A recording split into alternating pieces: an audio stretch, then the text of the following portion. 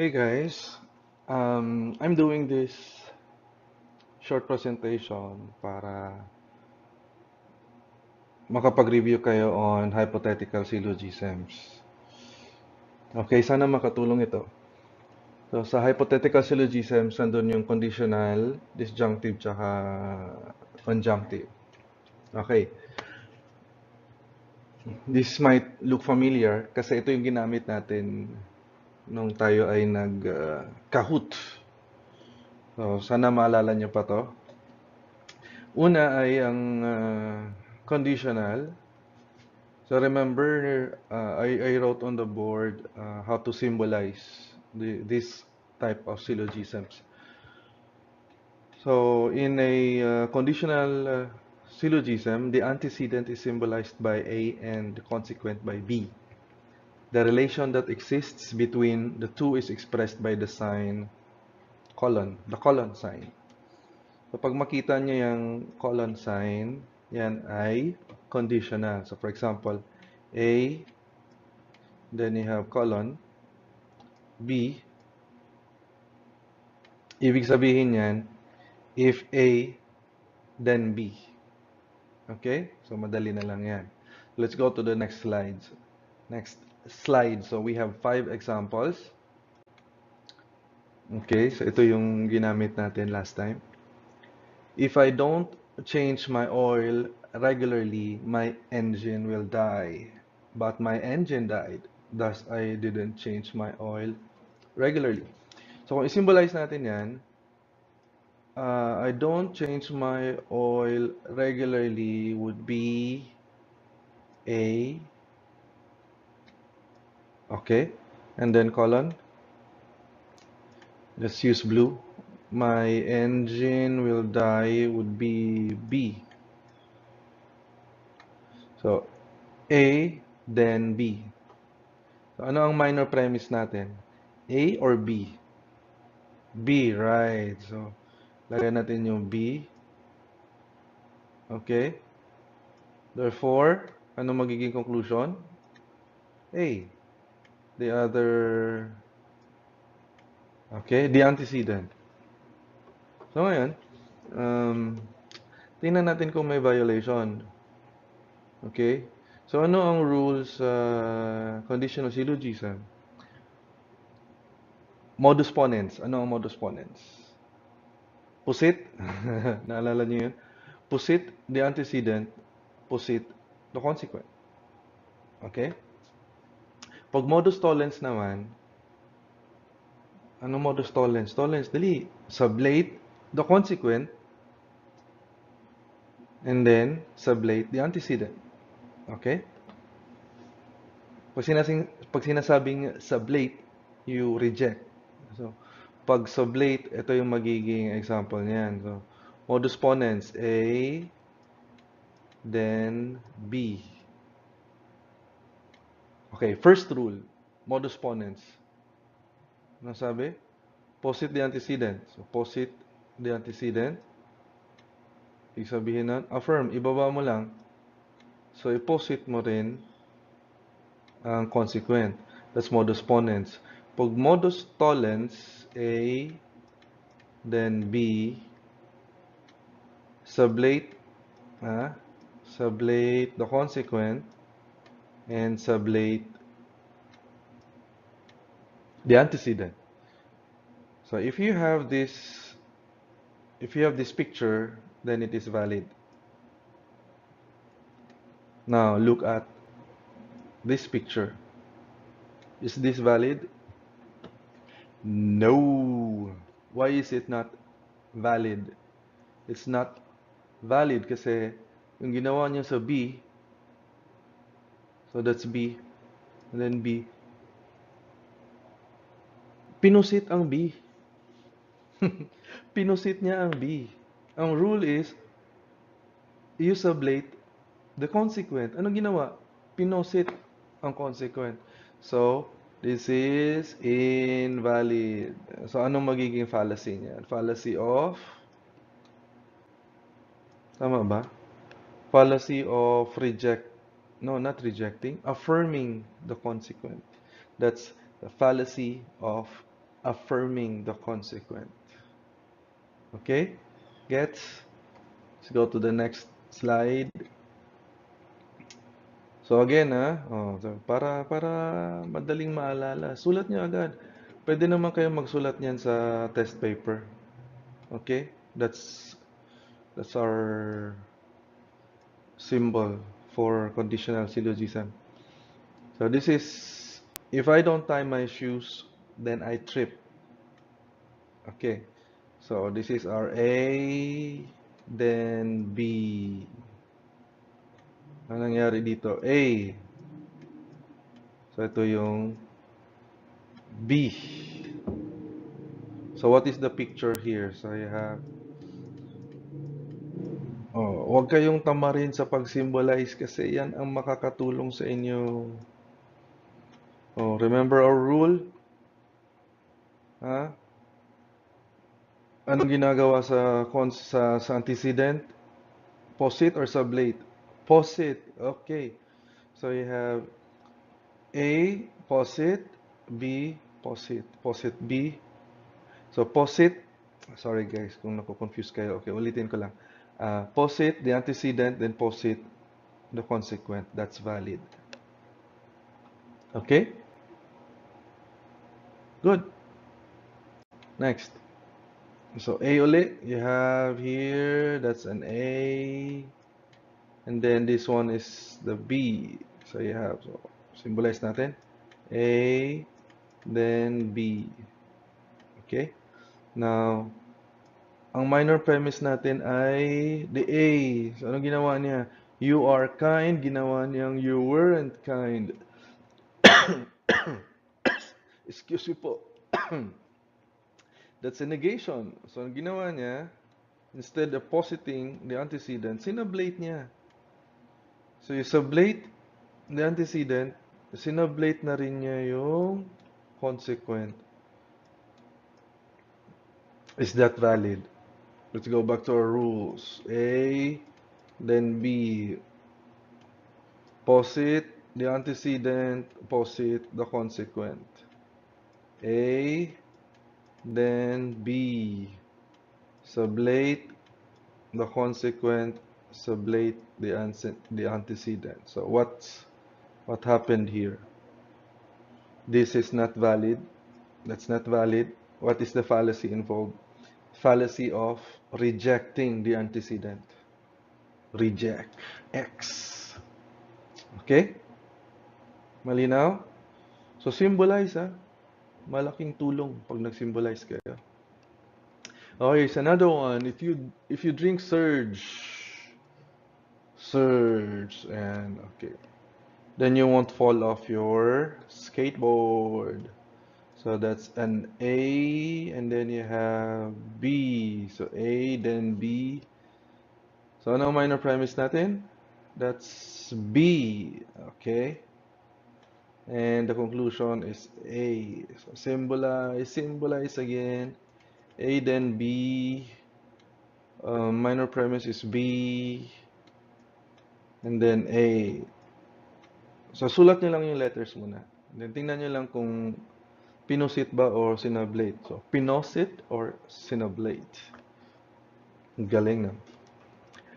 Okay. So B or a consequent is you won't fall off your skateboard.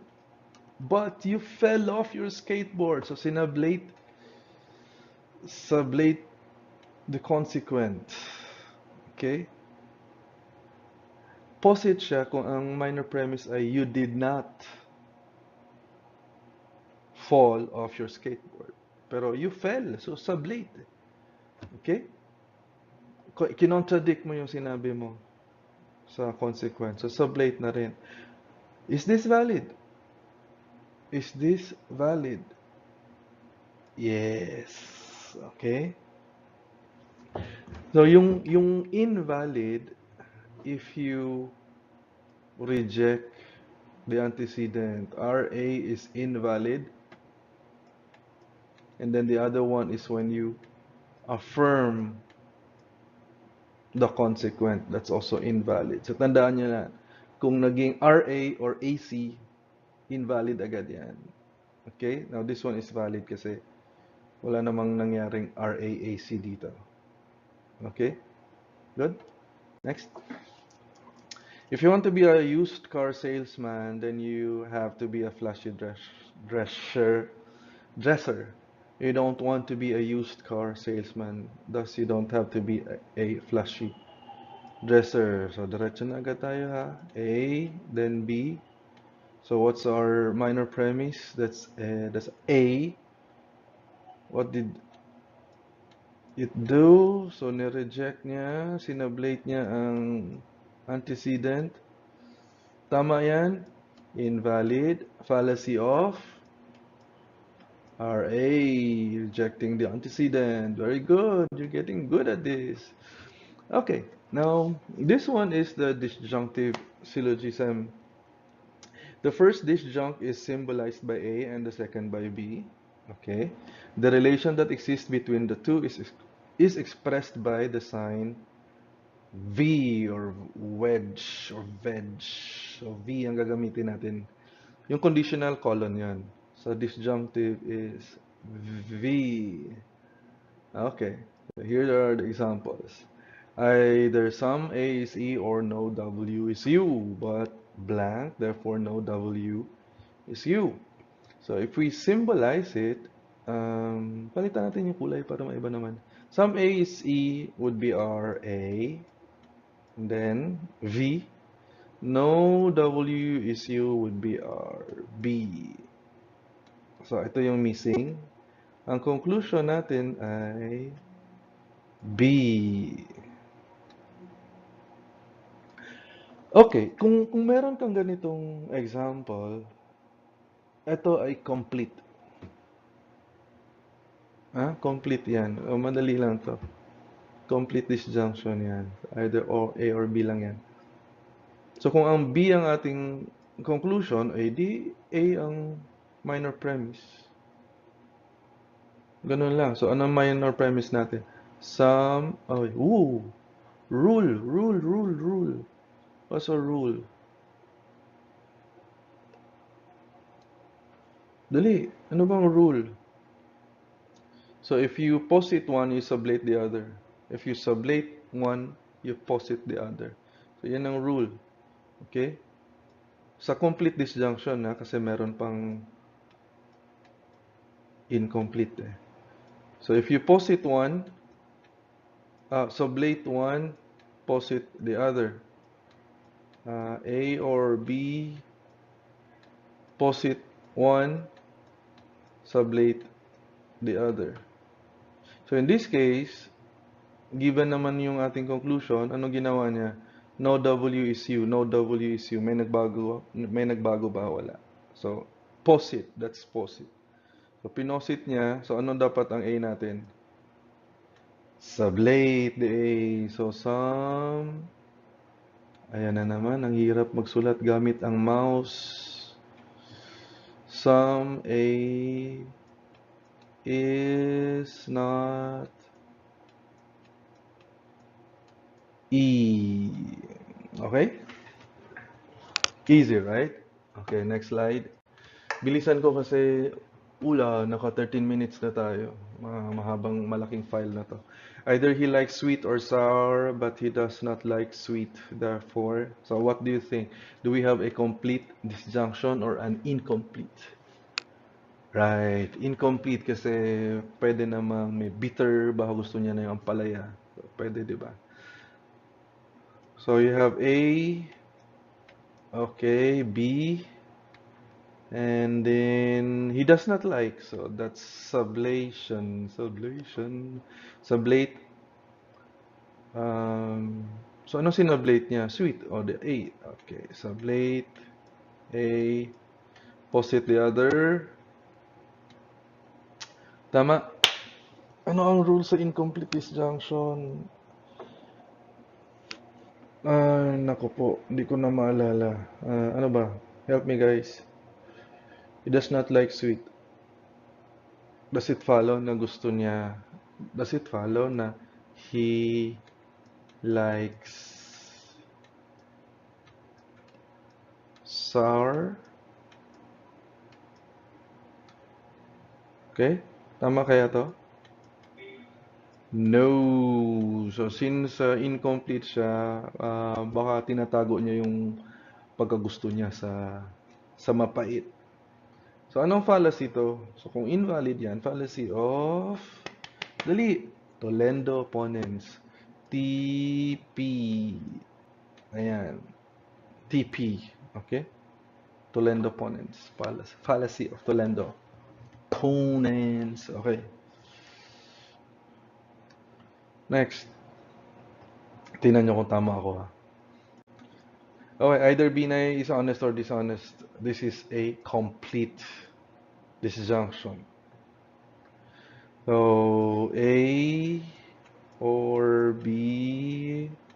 Conclusion natin ay what? Oh, sublate. Sublate niya yung B. No! Sorry guys. A or B. Conclusion ay sublate niya ang isang alternative or disjunct. So, ang ating magiging minor premise would be a posit. So, B9 is not B9 is dishonest.